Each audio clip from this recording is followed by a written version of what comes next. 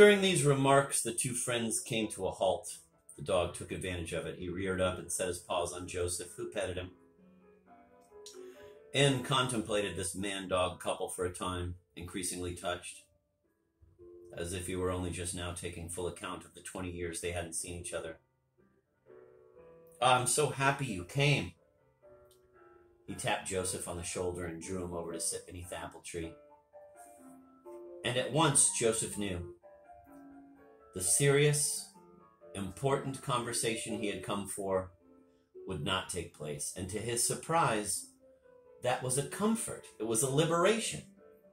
After all, he hadn't come here to put his friend through an interrogation. As if a lock had clicked open, their conversation took off.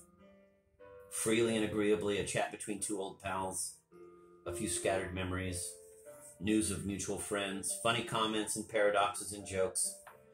It was as if a gentle, warm, powerful breeze had taken him up into its arms. Joseph felt an irrepressible joy in talking. Ah, such an unexpected joy. For 20 years he had barely spoken Czech.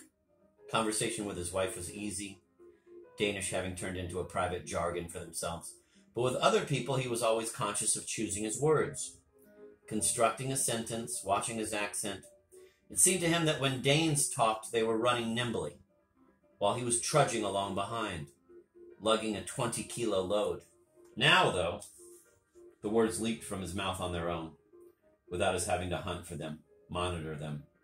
Czech was no longer the unknown language with the nasal timbre that had startled him at the hotel in his hometown. He recognized it now, and he savored it. Using it, he felt light, like after a diet.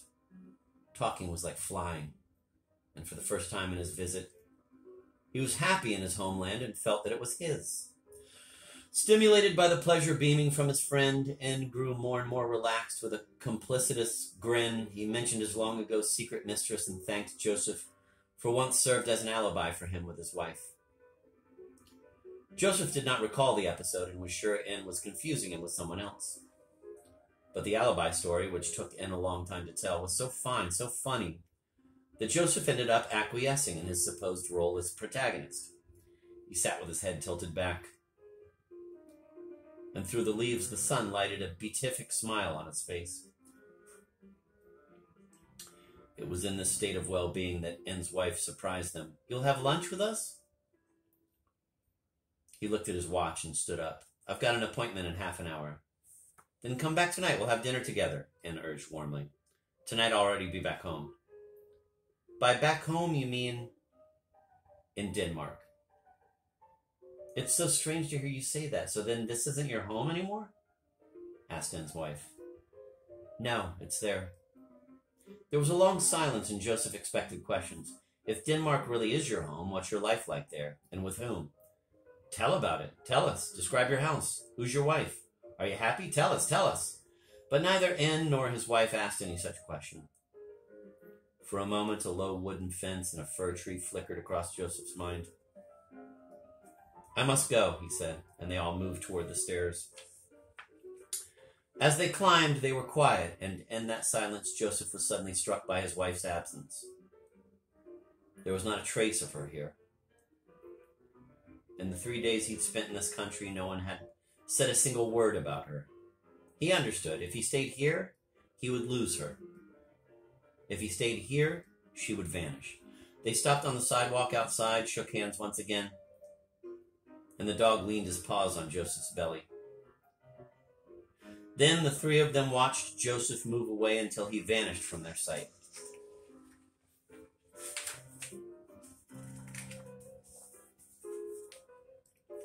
When after so many years she saw Irina at the restaurant among other women, Malata was overcome by tenderness for her. One detail in particular enchanted her. Irina recited a verse by Jan Skossel. "In the little land of Bohemia, it is an easy thing to meet and approach a poet." Malata had known Skossel, a thick-set man with a hard face that looked chipped out of rock, and she had adored him with the naivete of a very young girl from another time. Now his collected poems have just been published in a single volume. and Mulata has brought it as a gift for her friend.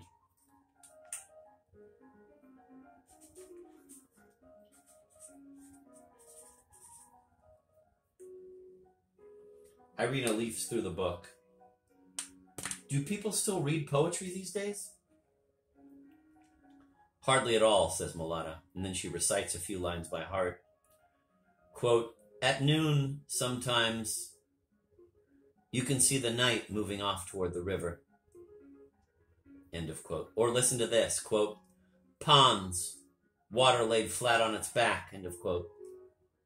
Or there are some evenings, Skossel says, when the air is so soft and fragile that, quote, you can walk barefoot on broken glass, end of quote.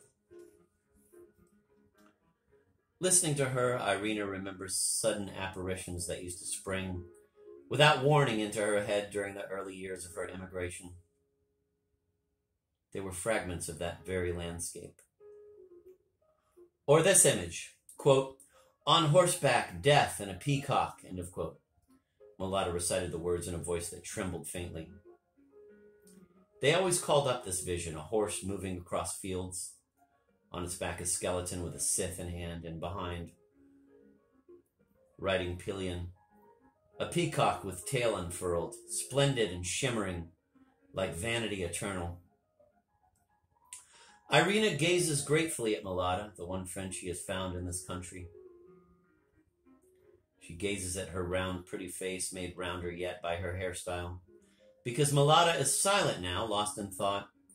Her wrinkles have vanished in the immobility of her skin, and she looks like a young woman. Irina hopes she will not speak, not recite poetry, will stay motionless and beautiful for a long while. You've always worn your hair that way, haven't you? I've never seen you with any other hairstyle. As if to sidestep the topic, Mulata said, so are you finally going to make a decision? Someday? You know very well that Gustav has offices in Prague and Paris both. But as I understand it, Prague is where he'd like to live. Listen, commuting back and forth between Paris and Prague is fine with me. I have my work in both places. Gustav is my only boss. We manage, we improvise. What is it that holds you in Paris? Your daughters? No, I don't want to cling to their lives. Have you got somebody there? Nobody. Then, my own apartment. Then, my independence. And again, slowly. I've always had this sense that my life is run by other people. Except for a few years after Martin died. Those were the toughest years. I was alone with my children. I had to cope by myself. Complete poverty. You won't believe this, but nowadays when I look back, those are my happiest years. She is shocked herself at having called, quote, happiest, end of quote, the years after her husband's death, and she corrects herself. What I mean is, that was the one time I was master of my own life. She stops. Mulata does not break the silence, and Irina goes on. I married very young, solely to escape from my mother, but for just that reason, it was a decision that was forced, not really free. And on top of it, to escape my mother, I married a man who was an old friend of hers. Because the only people I knew were her crowd. So even married, I was still under her watchful eye. How old were you? Just turned 20. And from then on, everything was determined once and for all. I made one mistake then, a mistake that's hard to define and impossible to grasp, but one that determined my entire life and that I never managed to repair. And an irreparable mistake committed at the age of ignorance? Yes. That's the age people marry, have their first child, choose a profession. Eventually, we come to know and understand a lot of things, but it's too late. because a whole life has already been determined at a stage when we didn't know a thing. Yes, Irina agrees. Even in my immigration. That was also just the consequence of my earlier decisions. I emigrated because the secret police wouldn't leave Martin alone. He couldn't go on living here, but I could have. I stood by my husband, and I don't regret it, but still, my immigrating wasn't my own doing, my decision, my freedom, my fate. My mother pushed me toward Martin, and Martin took me abroad.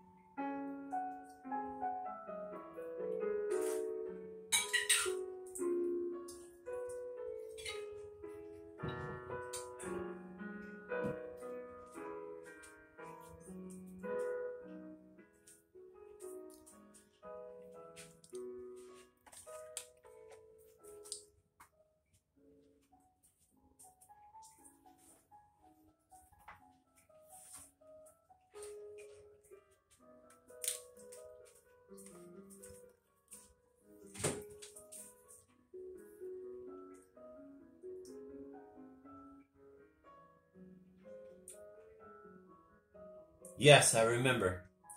The decision was made without you. Even my mother didn't object. Quite the contrary, it suited her fine. What do you mean? The house? Everything's a matter of property. You're turning back into a Marxist, says Irina with a slight smile. Have you noticed how after 40 years of communism, the bourgeoisie landed on its feet again in just a few days? They survived in 1,000 ways, some of them jailed, some thrown out of their jobs, others who even did very nicely, had brilliant careers, ambassadors, professors.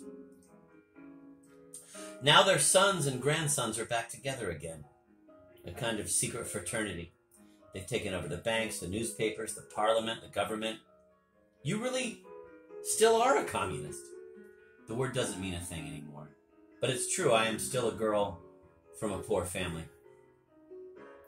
She pauses and various images go through her head. A girl from a poor family in love with a boy from a rich family. A young woman looking to communism to find meaning for her life after 1968. A mature woman who embraces the dissident movement and suddenly discovers a world far broader than before. Not only communists turning against the party, but also priests and former political prisoners and downgraded members of the high bourgeoisie. And then after 1989, as if waking from a dream, she turns back into what she was when she started.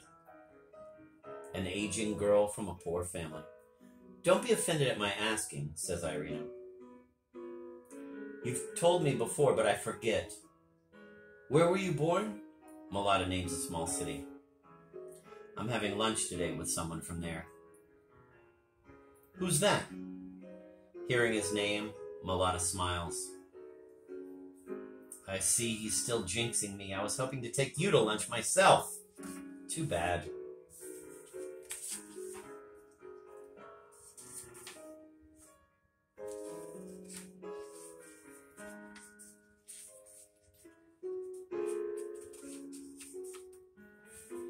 He arrived on time, but she was already waiting for him in the hotel lobby. He led her into the dining room and sat her down across from him at the table he had reserved. After some talk, she breaks in. Well, how do you like it here? Would you stay on? No, he says. Then in turn he asks, what about you? What's holding you here? Nothing. The response is so trenchant and so like his own that they both burst into laughter. Their agreement is sealed thereby, and they set to talking with gusto, with gaiety. He orders the meal, and when the waiter hands him the wine list, Irina takes it herself. You do the meal, I'll do the wine. She sees some French wines on the list and selects one of those. Wine is a matter of honor with me. They don't know a thing about wine, our countrymen. And you, dulled by your barbaric Scandinavia, you know even less.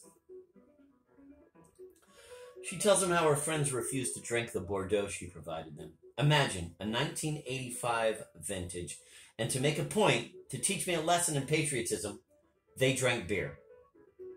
Later on, they felt sorry for me. They were already drunk on the beer, and they kept on drinking with the wine. She tells the story. She's funny. They laugh. The worst thing is they kept talking to me about things and people I knew nothing about. They refused to see that after all this time, their world has evaporated from my head. They thought with all my memory blanks I was trying to make myself interesting, to stand out.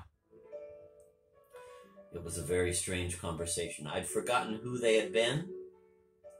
They weren't interested in who I'd become. Can you believe that not one person here has ever asked me a single question about my life abroad? Not one single question. Never. I keep having the sense that they want to amputate 20 years of my life from me. Really, it does feel like an amputation. I feel shortened, diminished, like a dwarf. He likes her, and he likes her story, too. He understands her. He agrees with everything she's saying. And what about in France, he says. Do your friends there ask you any questions? She is about to say yes, but then she thinks again. She wants to be precise, and she speaks slowly. No, of course not. But when people spend a lot of time together, they assume they know each other. They don't ask themselves any questions, and they don't worry about it. They're not interested in each other. But it's completely innocent. They don't realize it. That's true. It's only when you come back to the country after a long absence that you notice the obvious. People aren't interested in one another. It's normal. Yes, it's normal. But I had something else in mind, not about you or about your life, not you as a person.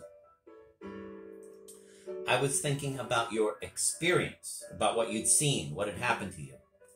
Your French friends couldn't have any conception of that. Oh, the French, you know, they have no need for experience. With them, judgments precede experience. When we got there, they didn't need any information from us. They were already thoroughly informed that Stalinism is an evil and immigration is a tragedy. They weren't interested in what we thought. They were interested in us as living proof of what they thought. So they were generous to us and proud of it. When communism collapsed all of a sudden, they looked hard at me, and investigators look. And after that, something soured. I didn't behave the way they expected. She drinks a little wine, then. They had really done a lot for me. They saw me as the embodiment of emigre's suffering. Then the time came for me to confirm that suffering by my joyous return to the homeland. And that confirmation didn't happen. They felt duped. And so did I, because up till then I'd thought they loved me not for my suffering, but for myself. She tells him about Sylvie. She was disappointed that I didn't rush home the first day to man the barricades in Prague. What barricades? Of course, there were none, but Sylvie imagined there were. I wasn't able to come to Prague until a few months later, after the fact. And I did stay for a while then. When I got back to Paris, I had a terrific need to talk to her. You know, I really loved her, and I wanted to tell her all about it, discuss it all, the shock of going back to your country after 20 years. But she wasn't so eager to see me anymore.